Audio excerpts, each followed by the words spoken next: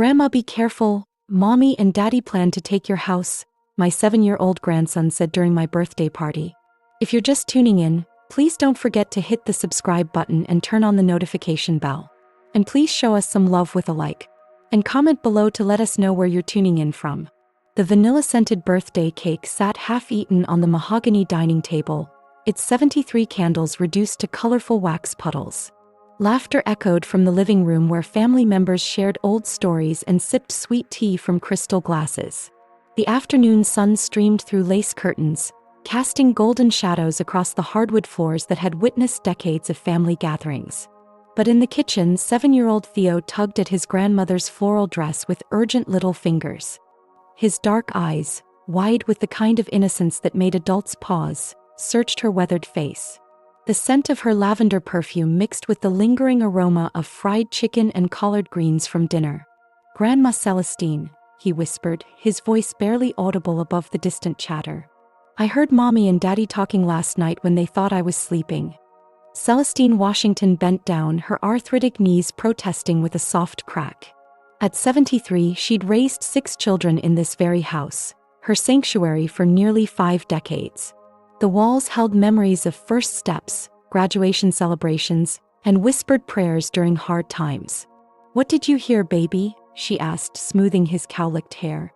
Theo glanced toward the living room where his parents, Lena and Richard, laughed loudly at his uncle's joke. His small hands trembled as he spoke the words that would shatter his grandmother's world. "They said they gonna take your house, Grandma. They got papers and everything. Daddy said you too old to live here alone." The crystal glass in Celestine's hand slipped, shattering against the linoleum floor like her sense of security. Celestine's heart hammered against her ribs as she swept up the glass fragments, each shard reflecting fractured images of her shocked face. Theo stood frozen, realizing the weight of his revelation. The distant laughter from the living room now sounded hollow, almost mocking. "You sure that's what you heard, baby?" she whispered, her voice trembling like autumn leaves. Theo nodded solemnly. Daddy had papers spread on the kitchen table. He said something about. He scrunched his forehead, trying to remember big words. "Conservatorship? And Mommy said you wouldn't fight them, 'cause you love us too much." The word hit Celestine like a physical blow. Conservatorship meant they planned to declare her incompetent, strip away her rights, her independence, her home. The house her late husband Samuel had built with his own hands, where she'd raised their children and tended her prized rose garden. Through the doorway, she watched her daughter Lena, 38 and polished in her business suit, gesturing animatedly. Lena had always been ambitious, always wanted more than their neighborhood could offer. Richard, her son-in-law, worked in real estate and constantly talked about property values and market opportunities. "Theo, come here, boy." Richard's voice boomed from the living room. The child's eyes widened with fear. "I can't tell them I told you, Grandma. They'll be mad." Celestine knelt beside him, her joints screaming in protest. "Our secret, baby. But promise me something. Keep listening, okay? And tell Grandma everything you hear." Theo nodded and scurried away, leaving Celestine alone with her racing thoughts and the bitter taste of betrayal coating her tongue like poison. Lena glided into the kitchen with the practiced grace of someone accustomed to getting her way. Her honey-colored skin glowed under the fluorescent lights, and her pressed hair fell in perfect waves around her shoulders. She'd inherited her mother's striking cheekbones but lacked the warmth that had always radiated from Celestine's eyes. "Mama, you seem tense," Lena said, wrapping her arms around Celestine's shoulders. The embrace felt calculated, performed for the audience of relatives still lingering in the house. "Everything all right?" Celestine forced a smile, her acting skills honed by decades of protecting her children from harsh realities. "Just tired, baby. It's been a long day." "Maybe too long," Richard interjected, entering the kitchen with his characteristic swagger. At 41, he carried himself like a man who believed the world owed him something. His expensive cologne couldn't mask the underlying scent of ambition and greed. "Mrs. Washington, you know at your age hosting parties like this, it's a lot of stress on your system." The condescension in his voice made Celestine's stomach churn. "I've been hosting family gatherings longer than you've been alive, Richard." He exchanged a meaningful glance with Lena, a look that spoke volumes about conversations held in shadowy corners, plans made behind closed doors. Of course. But we worry about you living in this big house all alone. What if something happened? What if you fell down those stairs? Or forgot to turn off the stove? Lena added, her voice dripping with false concern. Remember last month when you called me about the smoke alarm? Celestine remembered no such incident, but she saw how they were building their narrative, laying groundwork for their legal assault on her independence. Every forgotten name, every moment of confusion would become ammunition in their war against her autonomy. That night, Celestine lay in her four-poster bed, staring at the ceiling where moonlight painted silver patterns through her bedroom curtains. Sleep evaded her like smoke through fingers. The house creaked with familiar sounds, the old pipes, settling foundation, whispers of memories embedded in every beam. Around midnight, she heard footsteps in the hallway. Soft, deliberate movements that didn't belong to the natural rhythm of her home. She held her breath, listening to muffled voices coming from the kitchen below. Celestine slipped from her bed, her bare feet silent on the hardwood floors. Years of motherhood had taught her to move like a shadow when necessary. She crept to the top of the stairs, positioning herself where she could see without being seen. Richard sat at her kitchen table, papers spread before him like battle plans. Lena paced behind him, her silk nightgown catching the overhead light. They'd stayed after everyone left, claiming they wanted to help clean up. Now their true intentions were revealed. The medical evaluation is scheduled for next Tuesday, Richard said, his voice low but carrying clearly in the quiet house. Dr. Patterson owes me a favor from when I helped him buy that clinic property. And if she refuses to go? Lena asked, chewing her manicured nail. Then we have grounds to argue she's being unreasonable, refusing medical care. Either way we win. Richard's smile was predatory. Once we get conservatorship, we can sell this place for at least $400,000. Prime real estate in a gentrifying neighborhood. Celestine's hand flew to her mouth, stifling a gasp. They were discussing her life, her home, her future like commodities to be traded. The betrayal cut deeper than any physical wound. What about Theo? Lena whispered. He's been asking too many questions. Kids forget things, Richard shrugged. Besides, who would believe a 7-year-old? The next morning brought autumn's crisp bite and the sound of Theo bouncing a basketball against the garage door. Celestine watched from her kitchen window as her grandson played alone, his parents having left early for work. The rhythmic thump-thump-thump matched her heartbeat as she formulated a plan. Theo, baby, come have some breakfast, she called through the screen door. He bounded inside, his sneakers squeaking on the linoleum. His school uniform was already rumpled despite the early hour, and his backpack hung off one shoulder like he was ready to conquer the world. At 7, he possessed the kind of fearless curiosity that adults both envied and feared. I made your favorite pancakes with extra syrup, Celestine said, setting a plate before him. Theo dug in with enthusiasm, syrup dripping down his chin. Between bites, he looked up at her with those intelligent eyes that missed nothing. Grandma, are you sad about what I told you yesterday? Celestine sat across from him, her coffee growing cold in her favorite mug, the one Samuel had given her 30 years ago with "World's Best Wife" painted in fading letters. I'm not sad, baby. I'm grateful you trust me enough to tell me the truth. Mommy says I shouldn't repeat grown-up conversations. Your mommy's right about that usually, but sometimes. Celestine chose her words carefully. Sometimes grown-ups do things that aren't right, and it takes a brave little boy to speak up. Theo stopped chewing, sensing the gravity in her tone. Are mommy and daddy doing something wrong? I think they might be, baby. And I need your help to figure out exactly what they're planning. She reached across the table, taking his small hand in her weathered one. Can you be my detective? His eyes lit up with excitement. Like on TV? Exactly like on TV. But this has to be our secret mission, okay? Dr. Gabe Patterson adjusted his wire-rimmed glasses and reviewed the file Richard had provided. The medical office smelled of antiseptic and fresh paint, its walls decorated with diplomas that spoke of education and ethics, concepts that seemed increasingly flexible when profit was involved. You understand what we need here, Doc, Richard said, sliding an envelope across the mahogany desk. Mrs. Washington is clearly showing signs of dementia. Confusion, forgetfulness, inability to care for herself properly. Dr. Patterson, a thin man in his 50s with graying temples and nervous fingers, opened the envelope. The cash inside represented more than he made in a typical month.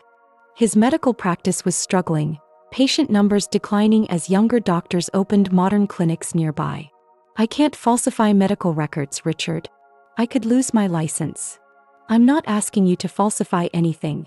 Richard's voice carried the smooth persuasion of a seasoned salesman. "Just document what you observe.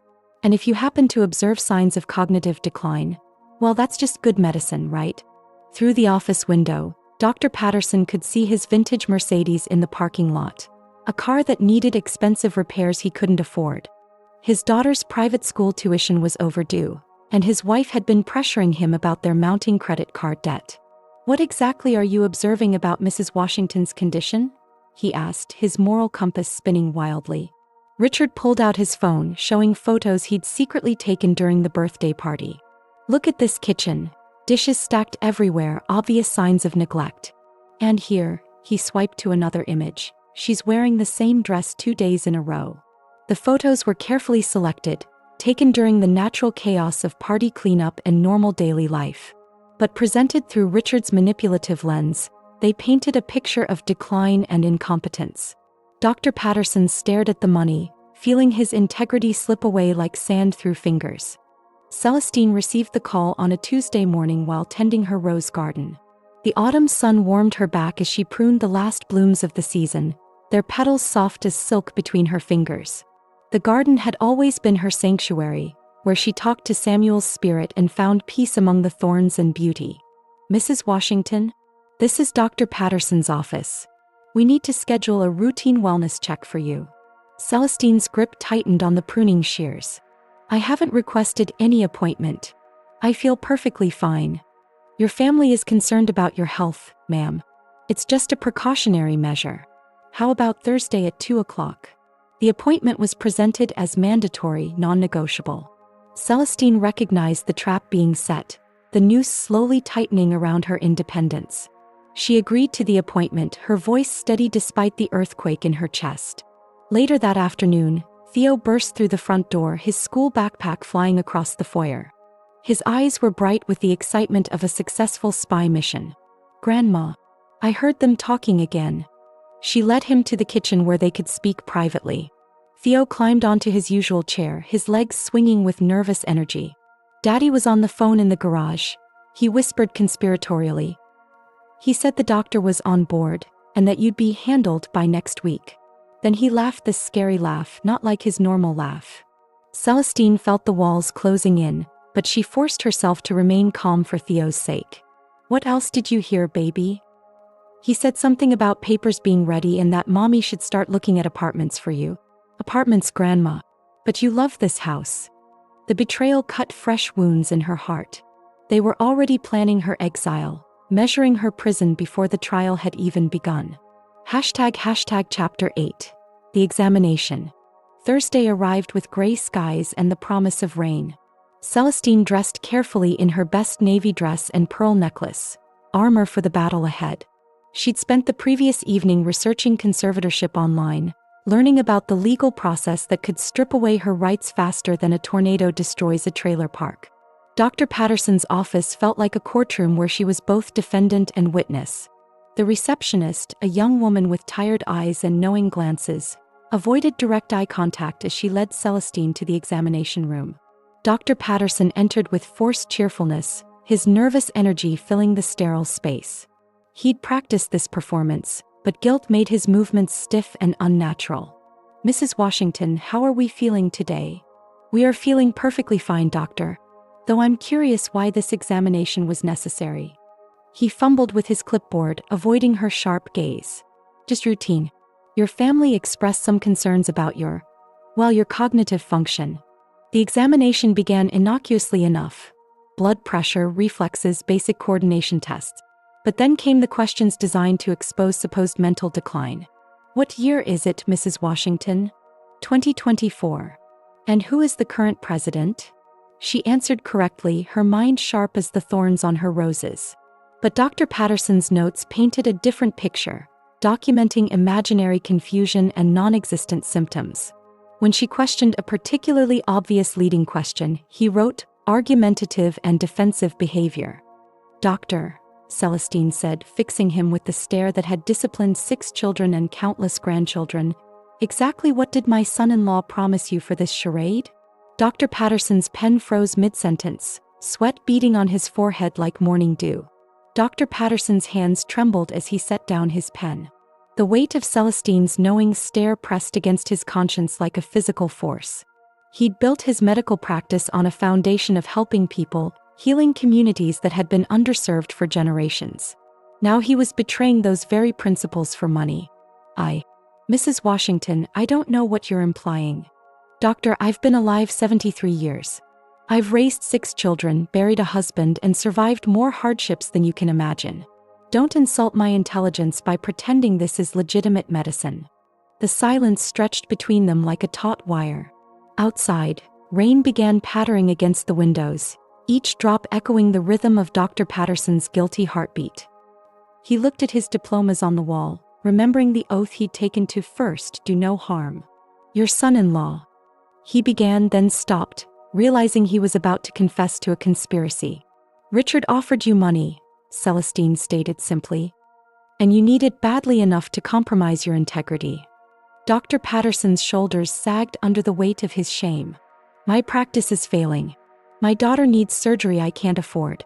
I know it's not an excuse, but you're willing to destroy an innocent woman's life to solve your financial problems. The words hit him like physical blows. In his desperation, he dehumanized her, seen her as an obstacle rather than a person with feelings, dreams, and rights. The elderly black woman before him represented everything he'd sworn to protect as a physician. I can't do this, he whispered, more to himself than to her. Celestine leaned forward, her voice gentle despite the circumstances. Then don't. Help me instead of them.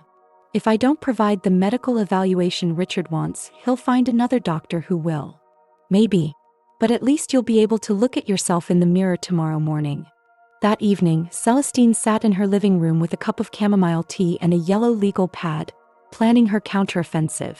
The antique grandfather clock in the corner chimed 9 times, its melodic tones filling the house where she'd spent most of her adult life. Every photograph on the mantelpiece, every piece of furniture, every scuff mark on the hardwood floors told the story of her family's history. Theo knocked softly on the front door, their prearranged signal. She let him in, noting how he glanced nervously over his shoulder to ensure his parents hadn't seen him slip away from their house next door. Any new intelligence, Agent Theo? She asked, trying to maintain their game-like atmosphere despite the serious circumstances. His expression was unusually grave for a 7-year-old. Grandma, they're meeting with a lawyer tomorrow. I heard Daddy on the phone scheduling it. He said they needed to expedite the process before you figured out what was happening. Celestine's tea grew cold as she absorbed this information. They were accelerating their timeline, sensing perhaps that their secret was exposed. What else did you hear? Mommy was crying after the phone call. She said maybe they should just ask you to move instead of, what did she call it? Going to court. And what did your daddy say? Theo's voice dropped to barely a whisper. He said asking wouldn't work because you're too stubborn and this way they get the house faster. Then he said something mean about you being old and... Theo's eyes filled with tears. He used a bad word, Grandma. Celestine pulled him into her lap, feeling his small body shake with the weight of adult betrayals he shouldn't have to carry. It's okay, baby. You're being so brave helping me like this. Are they really gonna take your house? Not if I can help it, she said with steel in her voice. Tomorrow we start fighting back. The law office of Liddell and Associates occupied the 3rd floor of a downtown building that had seen better decades. Attorney Rosa Liddell, a sharp-eyed woman in her 40s with silver threading through her black hair, reviewed the documents Richard and Lena had brought. You understand that obtaining conservatorship over a competent adult is extremely difficult, she said, her voice professional but cautious. The court requires clear evidence of incapacity. Richard slid Dr. Patterson's fabricated medical evaluation across her desk. That's why we came to you, Ms. Liddell. You have a reputation for getting results. Rosa had built her practice representing families in elder law cases, but something about this situation triggered her instincts. She'd seen too many cases where family members used the legal system to exploit vulnerable elderly relatives. The medical report seemed almost too convenient, too perfectly aligned with their legal needs. Mrs. Washington is 73, not 93, she observed. Has she been diagnosed with Alzheimer's or dementia? The doctor says she's showing early signs, Lena said, dabbing her eyes with a tissue in a performance worthy of Broadway. We're just trying to protect her before something terrible happens. Meanwhile, across town, Celestine sat in the office of attorney James Tucker, a 60-year-old black man whose reputation for fighting injustice was legendary in their community. His office walls were covered with photographs of civil rights leaders and thank-you letters from clients he'd helped over 3 decades. Mrs. Washington, what you're describing sounds like elder abuse, he said after listening to her story. Financial exploitation disguised as concern. Can you stop them? I can try. But we need evidence of their true motives, something more concrete than overheard conversations from a 7-year-old. His eyes twinkled with an idea. How tech-savvy are you feeling? Celestine smiled grimly. At my age, Mr. Tucker, you learn to adapt or get left behind. The plan required precision timing and nerves of steel. Celestine purchased a small digital recorder from an electronics store, learning to operate it with the determination of someone fighting for her life. Theo, their unwitting inside agent, reported that his parents were planning another family meeting at Celestine's house that Sunday afternoon. We need to get Mom to sign some papers, Lena had told Richard, not knowing her son was listening from the stairs. The lawyer says if we can get her to agree to a temporary arrangement, it'll make the permanent conservatorship easier. Sunday arrived with crisp autumn air and the scent of dying leaves. Celestine prepared her house like a theater set, positioning the recorder in a centerpiece where it would capture every word while remaining invisible among the artificial flowers. Lena and Richard arrived with briefcases and practiced smiles, their performance of loving concern refined to perfection. They'd brought official-looking documents designed to confuse and intimidate. Mama, we've been thinking about your situation, Lena began, settling onto the sofa where she'd once curled up as a little girl listening to bedtime stories. This house is so big and maintaining it must be exhausting. I manage just fine, Celestine replied, playing her role as the confused elderly woman they expected to see. Richard pulled out the documents with theatrical flourish. We found a lovely assisted living facility. Very upscale, lots of activities. You'd have your own apartment but with help available if you need it. The papers were a trap, legal language designed to transfer power of attorney and begin the process of asset transfer. But they presented it as temporary, a trial arrangement that could be reversed if she wasn't happy. I don't know, Celestine said, injecting uncertainty into her voice. This house has so many memories. Memories don't pay property taxes or utility bills, Richard said, his mask of patience slipping slightly. Let's be realistic here, Mrs. Washington. You're not getting any younger. The recorder captured every word, every revelation of their true intentions as they pressured her to sign away her independence. The courtroom buzzed with tension as both legal teams prepared their arguments. Judge Patricia Coleman, a stern woman with gray hair and intelligent eyes, had seen enough elder abuse cases to recognize the patterns. She reviewed the competing petitions with careful attention to detail. Richard and Lena sat with their lawyer, confident that money and manipulation would triumph over truth. They'd underestimated both Celestine's resourcefulness and the power of evidence. Attorney Tucker stood to address the court, his voice carrying the weight of righteous indignation. Your Honor, this case represents a calculated attempt to defraud an elderly woman of her home and independence through false medical claims and legal manipulation. He played the recording, letting Richard and Lena's own words condemn them. Their voices filled the courtroom, discussing property values and market opportunities while dismissing their elderly relative as an obstacle to overcome. Furthermore, Your Honor, we have Dr. Patterson's sworn affidavit recanting his medical evaluation and admitting he was bribed to falsify Mrs. Washington's mental health assessment. The doctor had found his conscience after sleepless nights filled with guilt. His testimony revealed the extent of Richard's conspiracy, including the cash payments and pressure tactics used to secure a false diagnosis. Judge Coleman's expression grew increasingly stern as the evidence mounted. When the prosecution rested, she delivered her verdict with the fury of justice long delayed. Not only do I deny the petition for conservatorship, but I'm ordering a full investigation into potential elder abuse and fraud charges. Outside the courthouse, Celestine stood with Theo, his small hand in hers as they watched police officers escort Richard and Lena away in handcuffs. The little boy who'd started as an innocent messenger had become the unlikely hero who saved his grandmother's home. "What happens now, Grandma?" Theo asked, his 7-year-old mind struggling to process the adult complexities he'd helped expose. Celestine looked back at the courthouse where justice had prevailed, then at her grandson whose courage had made it all possible. "Now we go home, baby. To our house where we belong."